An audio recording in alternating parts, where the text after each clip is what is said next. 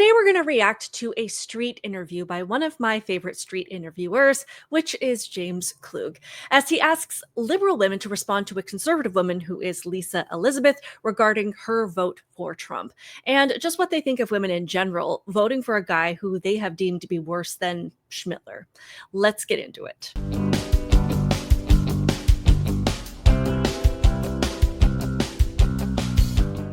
Welcome to my channel, Outspoken Samantha. I appreciate you being here, whether this is the first time you have clicked on one of my videos or you are a returning supporter.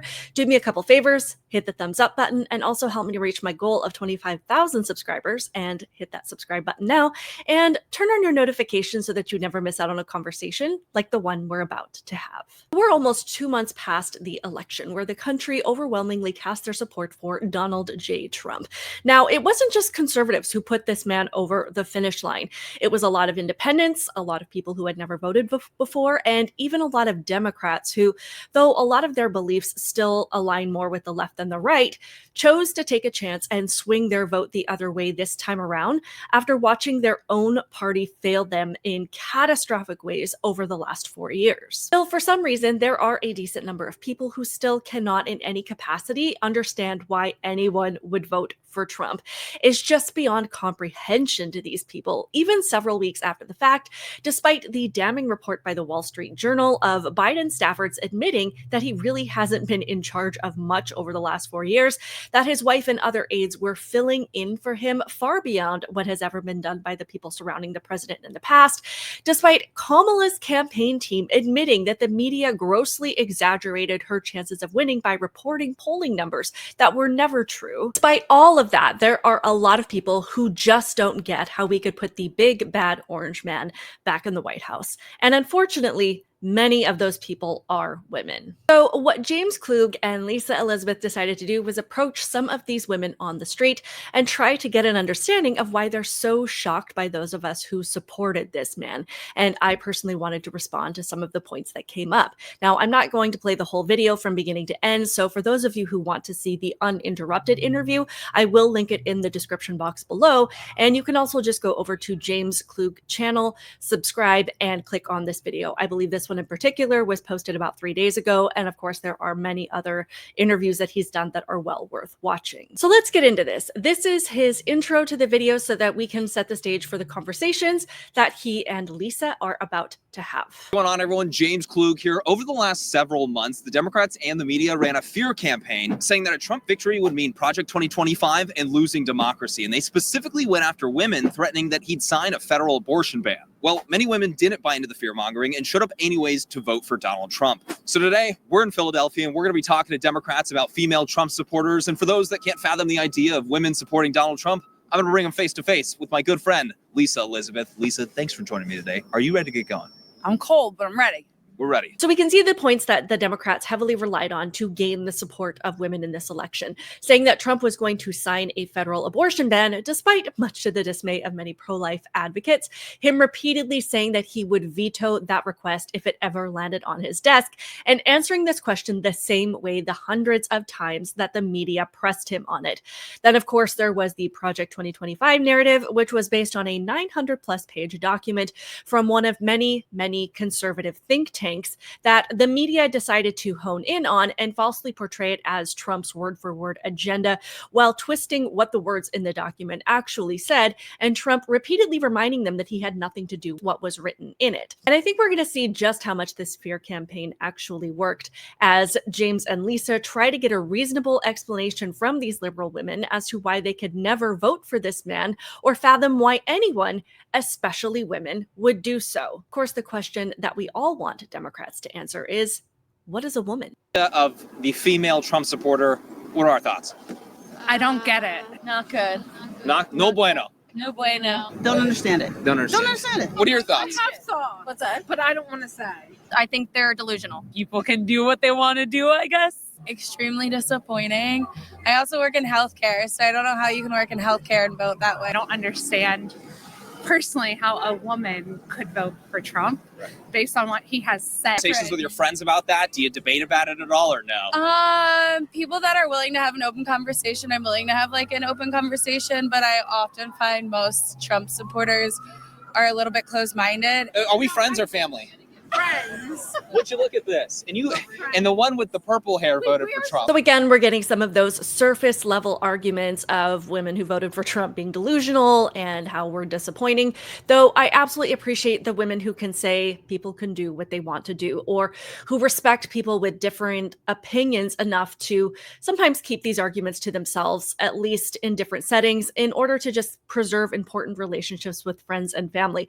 Because obviously these topics can be very contentious, and there are times when it's just better to focus on the things about your relationship that you do have common ground on. Remember that you are friends with certain people for a reason, generally because you believe that they are a good and positive addition to your life. So it's just important to remember that and to not lose sight of why you love and appreciate these people, even if they do vote differently than you. And they do get into some more in-depth responses, if we can call it that. The reason why we're talking about women voting for Donald Trump is because this lady right here, she voted for Trump.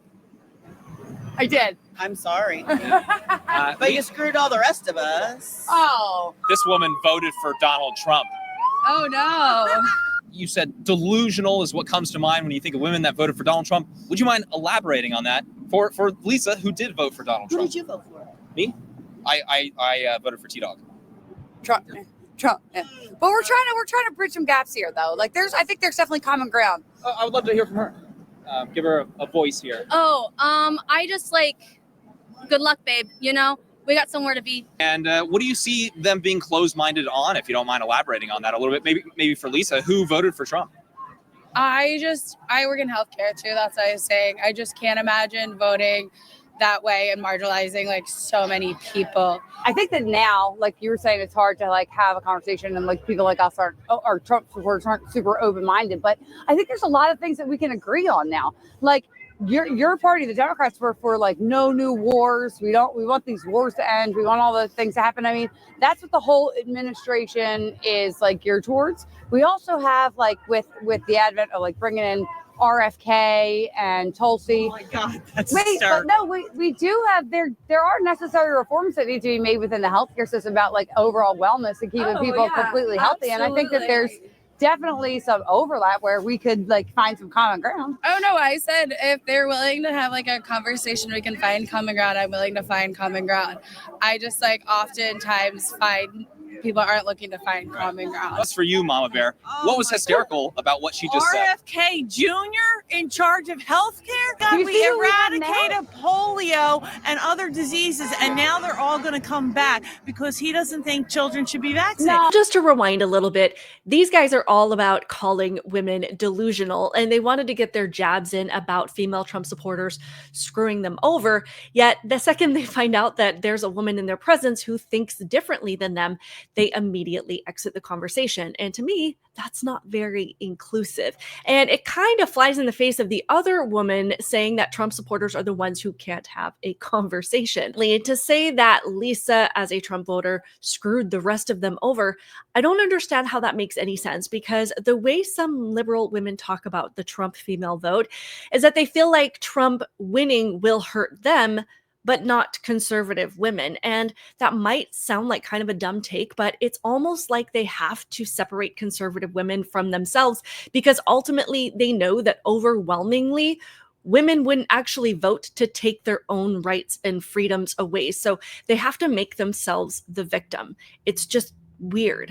This woman saying that it's crazy to put RFK Jr. in charge of healthcare is based on the false narrative that he plans to end vaccines entirely, or that he's just against all kinds of healthcare. And that's insane, but I just have to wonder if she gets her information from Sunny Hostin. In a country where crap is put in our food that makes us sick, and then pharmaceuticals come in and throw pills at it. So we're living in a cycle where it feeds the corporate greed to keep us not well. I'm not against Eastern medicine, but I've been married to a Western medicine doctor for 26 years, and I trust him over anybody else telling me that what's making people have certain ailments, or if I need a knee replacement, I should just put maybe some kind of herbal patch on it. No, but even so, with the RFK, he's gonna come up against the state-of-the-art best doctors in America. Many of them are careers at HHS. That's somewhere that Dr. Fauci served for many years. Has a real medical he's degree. Going to get pushback on this. This idea that he's going to come in with no medical degree and just take vaccines off the shelves. There are experts there who are going to challenge him. It's absolutely wild to me that someone like RFK Jr. can come in and say, we need to question these vaccines or corruption in our healthcare system or question what's being put in our food. And Sunny Hostin interprets that to mean we want people to have their major healthcare issues treated with an herbal patch. It's funny because after some of the claims that Sunny Hostin was making about RFK Jr., she was forced to read yet another legal note. Oh, I have a legal note. RFK Jr. denies that he is anti-vax. What? That's his whole thing.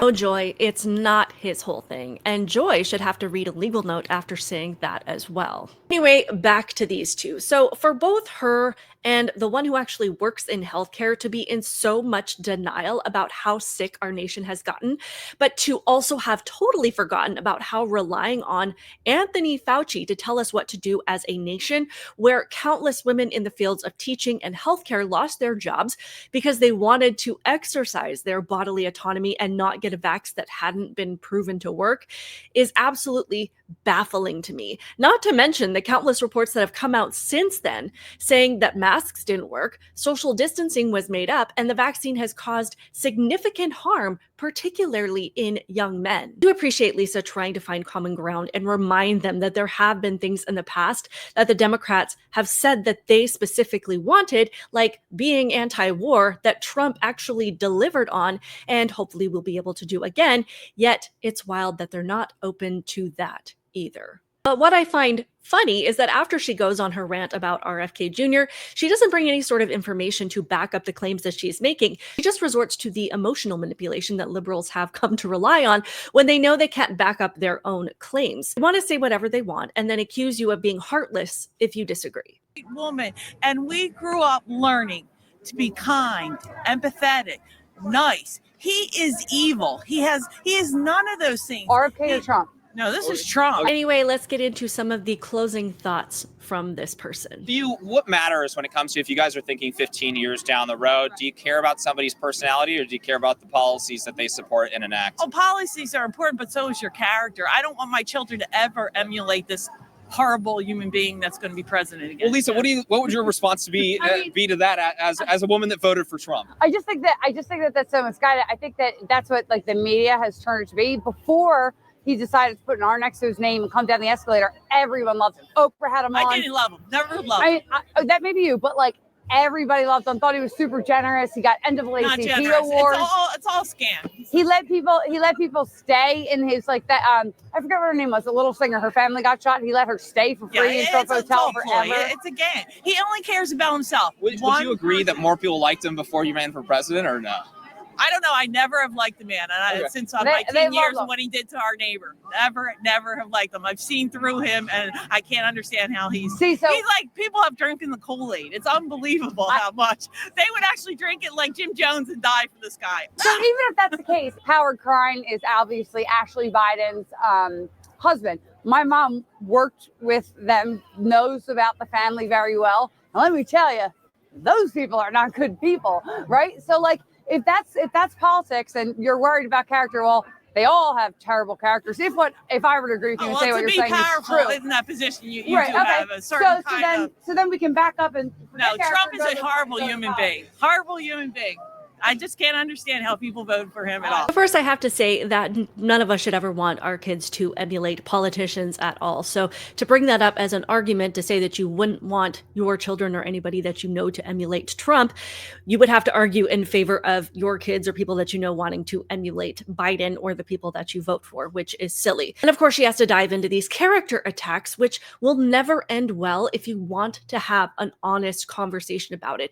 Whatever the thing that makes or breaks your vote should be the thing that you do the most research on. And if character is your thing, then you should be interested in the facts of both of your candidates. Has Trump done some shady things in his life? Probably. I mean, to be at a level of business deals that he's been conducting his whole life, I'm not going to pretend that things don't happen that aren't 100% above board. Did he have an affair with Stormy Daniels? We don't have any actual proof, but it would not surprise me if it turned out to be true. He made an offhand comment decades ago about grabbing women's private parts. Probably. But so far, he hasn't done anything that probably 99% of businessmen and politicians haven't done. And I'm not saying it's okay, but unfortunately, these types of things tend to come with the territory of a lot of people in power. But what he did have a record of was generosity, was helping people out in need, was looking for stories of people that he could donate to or help them in situations of crisis. And it's really disingenuous to say that all of that was for show to make himself look better as a presidential candidate or as the president in general, when that wasn't even something that we knew he was going to do for sure later in his life. If we want to look at character as a make or break deal, let's have a reevaluation of Biden. He was part of the conversations where the false Steele dossier was created to accuse Trump of colluding with Russia, of which has been proven to be entirely false and fabricated. He and his family have been found to have at least 150 flags on their finances regarding suspicious activity, where it's rare for most people to even get one in their entire life. He pretended Hunter's laptop was fake, which contained evidence of Joe's foreign business dealings and selling access to the White House to our enemies, all of which he insisted he knew nothing about, not to mention the evidence of illegal drugs and trafficking minors that Hunter was likely engaging in. As far as his actual presidency, he left countless Americans and our allies in Afghanistan and looked bored at the funerals of the 13 servicemen and women who died during the chaotic evacuation attempt. He largely ignored the disasters of East Palestine, Ohio, Lahaina, Hawaii, and the hurricanes in western North Carolina, while joking that he knew how it felt to lose everything when his kitchen caught on fire and could have burned his car, and then continued to send billions of aid over to Ukraine while our own people were and still are suffering. Meanwhile, who showed up with resources and wanting real answers for the everyday people who have been affected by these unimaginable disasters? The man you guys say is our enemy and doesn't care about women, families, children, or Americans in general. Biden also opened our borders to drug and human traffickers, where more women and children have been put in danger than ever before. And while denying that there was even a problem, we came to find out that the Biden administration had actually been flying illegal immigrants into the interior of the country to bypass the border entirely. Harris, by the way, was the actual border czar, yet did nothing to solve this issue in the last 4 years. But the most important thing to her was that women could kill their unborn babies. Not to mention, after the New Year's Day attack in New Orleans, during a press conference, Biden joked about needing to get through it quickly so he could watch the Sugar Bowl. Today, the Sugar Bowl is back on. Kickoff is going to take off very shortly. If I don't get this damn thing done, we're going to be in real trouble. That is truly psychopathic behavior. And if you really want to dive into what Biden's character is, and pretty much the character of his entire administration, because you're worried about who a president surrounds himself with, then look into some of the 9,000 pardons that Biden has signed off on over the last few weeks. Some of the worst in fraud, illegal internet material involving children, and some of the worst crimes imaginable, all pardoned by this person. You look at this graph of pardons and commutations by presidents, all the way from George Washington. You can see Trump is the second to last one down here with this little blip on the graph, and the last one here with the most pardons granted and commutations, that would be Joe Biden. Mr. Nobody is above the law. Again, if character is your make or break in voting, then just perhaps know what you're talking about. That's all I'm saying. Anyway, as I said, if you want to watch this whole interview, go over to James's channel and check it out. And from what I know, he will be releasing a part 2. I can safely say for myself that I do not regret my vote at all, and you guys can let me know what you think in the comments below. Please, again, be sure to hit that thumbs up button and help me to reach my goal of 25,000 subscribers, and hit the subscribe button. If you'd like to support my channel in other ways, you can click on the link in the pinned comment below and buy me a coffee. Your generosity is always appreciated. Keep it real, guys, and I will see you in the next one.